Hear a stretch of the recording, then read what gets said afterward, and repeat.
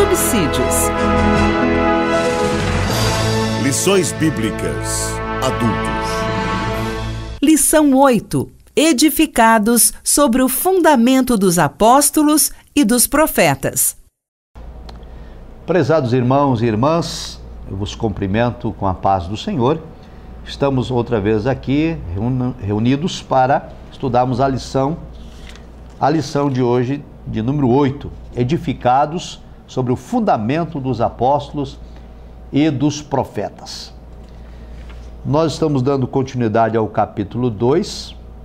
O apóstolo Paulo, no versículo 20 a 22, ele trata sobre essa questão e é importante nós destacarmos alguns pontos para com os nossos alunos.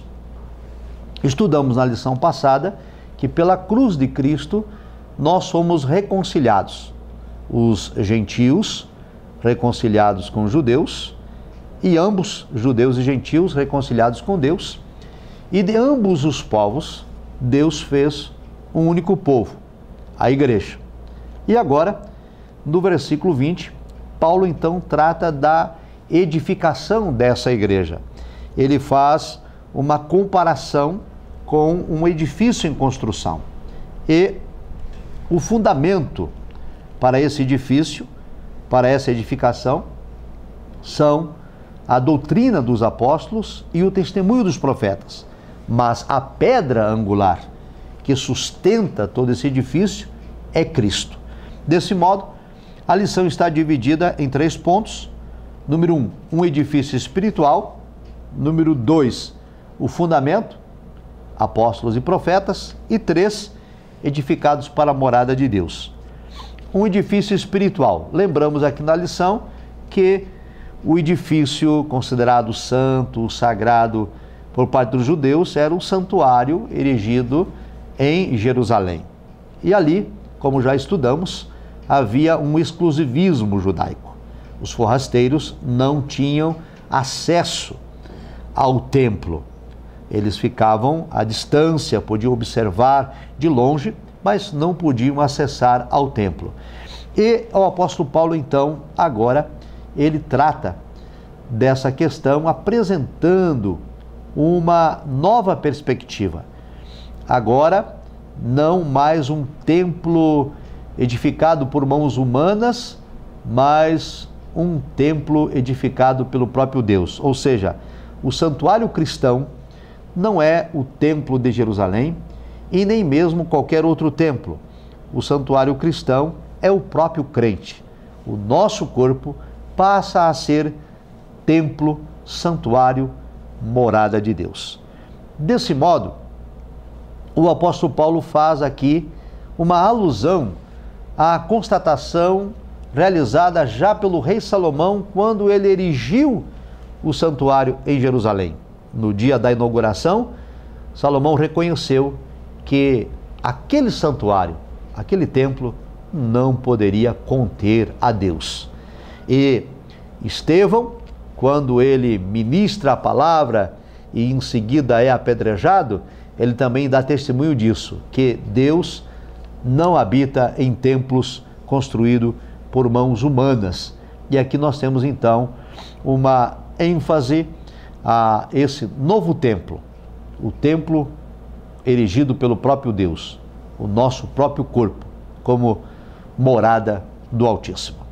Aqui no texto também destacamos que essa comparação de Paulo à igreja como sendo um edifício em construção, todo edifício precisa de uma pedra angular, aquela pedra principal de esquina que dá a sustentação para esse edifício, que mantém esse edifício em equilíbrio, que mantém esse edifício bem ajustado, que mantém esse edifício perfeitamente construído. E a Bíblia Sagrada, então, nos assevera que Cristo é esta pedra angular, esta pedra de esquina. E destacamos aqui na lição, então, que Cristo é a pedra principal, a pedra que foi rejeitada, que os edificadores rejeitaram, conforme a profecia do livro do Salmo, Salmo 118, verso 22, Cristo tornou-se a pedra principal, tornou-se a cabeça de esquina. E ele próprio se identifica nos evangelhos como a cabeça de esquina, como em Marcos, por exemplo, capítulo 12 e o versículo de número 10, e os demais registros bíblicos, como Atos 4 e 11, 1 de Pedro 2 e 7, Cristo é identificado como a pedra principal. No Evangelho de Mateus, ao terminar o Sermão da Montanha, Cristo disse aos seus ouvintes: a quem vou comparar as pessoas que escutam as minhas palavras e as praticam? Ele disse: eu vou comparar a um homem que construiu sua casa sobre a rocha. Ora, a rocha é Cristo. Ele disse: aquele que ouve minhas palavras e as executa é como alguém que edifica a casa na rocha. Então, vem a chuva forte, bate o vento impetuoso, vem a correnteza e aquela casa permanece de pé. Portanto, Cristo é a pedra angular, a pedra de esquina, ele é a rocha que sustenta a igreja. O segundo ponto, nós temos o fundamento, os apóstolos e os profetas. E aqui é importante destacar claramente que, na verdade, não são os apóstolos o fundamento, mas a doutrina dos apóstolos. Não são os profetas o fundamento, mas o testemunho deles. Então trazemos aqui o conceito de apóstolo. Apóstolo é aquele que é enviado, aquele que é mensageiro. Nos livros sinóticos, Mateus, Marcos e Lucas, os apóstolos são identificados como o grupo dos 12, o colegiado de Cristo. Em livros posteriores, nós temos demais apóstolos sendo identificados, como, por exemplo, o próprio apóstolo Paulo. E temos na narrativa do livro de Atos dos Apóstolos a informação de que era a responsabilidade dos apóstolos instruírem a igreja. A doutrina era de responsabilidade dos apóstolos. Quando surgiu lá um imprevisto, um problema administrativo envolvendo questão social entre as viúvas dos gregos e as viúvas dos judeus, os apóstolos separaram diáconos para cuidar dessa questão e disseram: nós vamos continuar com o nosso ofício, vamos perseverar na oração e na ministração da palavra. Então, o fundamento dos apóstolos é a doutrina que eles ensinavam à igreja. E essa doutrina eles a receberam diretamente de Cristo. O ofício apostólico era o de instruir a igreja. E nesse sentido, então, a Bíblia de Estudo Pentecostal, ela enfatiza o seguinte: a revelação dada aos apóstolos do Novo Testamento nunca poderá ser substituída ou anulada por revelação, ou por testemunho, ou por profecia posterior. Significa dizer que para nós, os cristãos ortodoxos, a nossa teologia bíblico-pentecostal, de que a Bíblia Sagrada é um cânon fechado. É o que está revelado, o que foi entregue, a doutrina é aquela que está prescrita na palavra de Deus. A Bíblia é um cânon fechado. O cânon bíblico não está aberto a novas revelações e, portanto, nossa posição é de que o fundamento da igreja é alicerçada, pedra angular, Cristo, e a doutrina dos apóstolos e seguido do testemunho dos profetas. Desse modo, então, nada disso pode ser mudado, nem a pedra principal, que é Cristo, nem a doutrina dos apóstolos e nem o testemunho dos profetas. Que profetas são esses? Bem, na lição nós lembramos que profeta significa proclamador, intérprete da revelação divina, e fica muito claro no texto bíblico que os profetas a quem Paulo se refere são os profetas do Novo Testamento. A ordem que aparece, a frase em Efésios 2:20 diz assim: apóstolos e profetas. Então, não se refere aos profetas do Antigo Testamento, mas sim aos profetas do Novo Testamento. É o testemunho deles que são o fundamento da igreja. Portanto, enfatize isso com seus alunos para que não reste nenhum tipo de dúvida. Ninguém pode alterar a Bíblia Sagrada, ninguém pode alterar a revelação bíblica, ninguém pode acrescentar e nem tirar dela coisa alguma, porque a revelação e o fundamento da igreja está em Cristo, que é a pedra principal, a doutrina dos apóstolos e o testemunho dos profetas do Novo Testamento. Na sequência de nossa lição, nós estudamos aqui o item 3, que trata sobre edificados para a morada de Deus. Primeiro, esse edifício que é a igreja, da qual Paulo faz analogia, na comparação, a igreja é como um prédio em construção, significa dizer que a igreja está num processo contínuo de construção. A pedra é Cristo, o fundamento, a doutrina dos apóstolos, o testemunho dos profetas. Mas a igreja está sempre crescendo, sempre se aperfeiçoando, não recebendo novas revelações, nem novas doutrinas, mas se aperfeiçoando na doutrina já revelada e no testemunho dos profetas já entregue. E é nesse sentido que Paulo diz então que esse edifício precisa ser bem ajustado.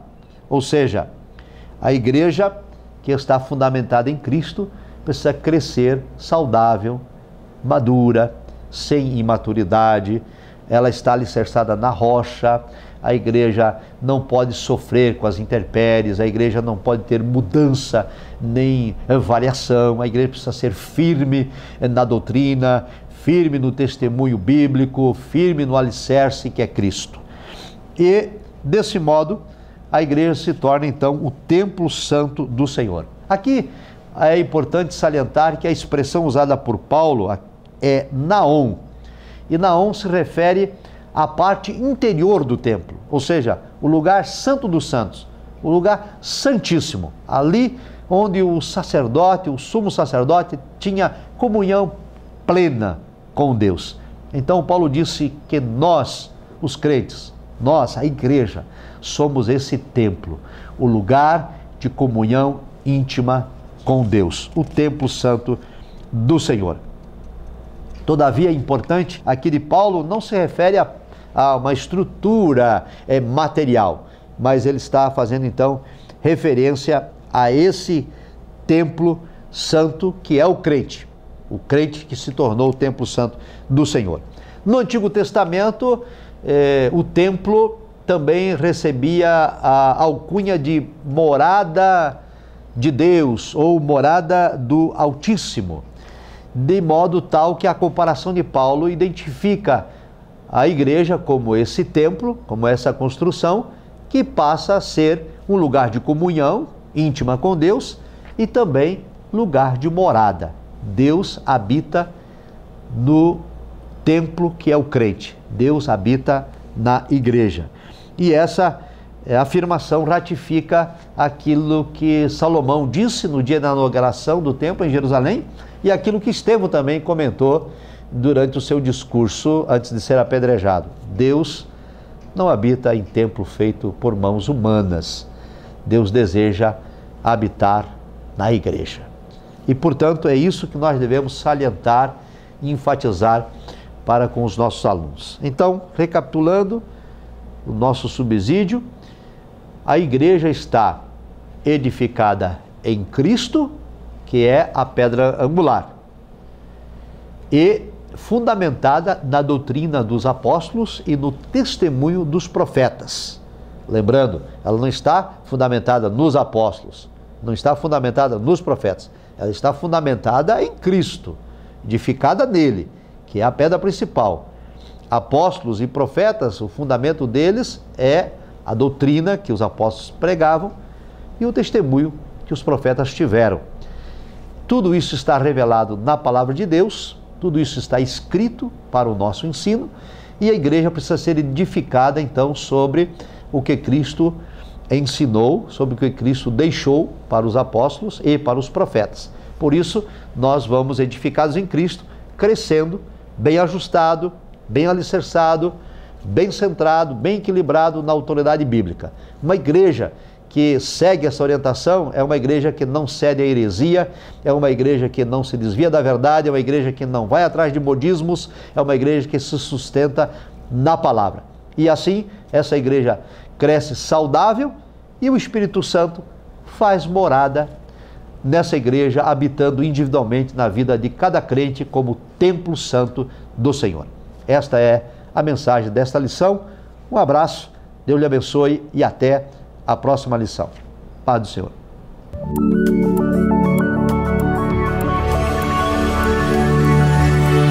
CPAD, a editora da Escola Dominical.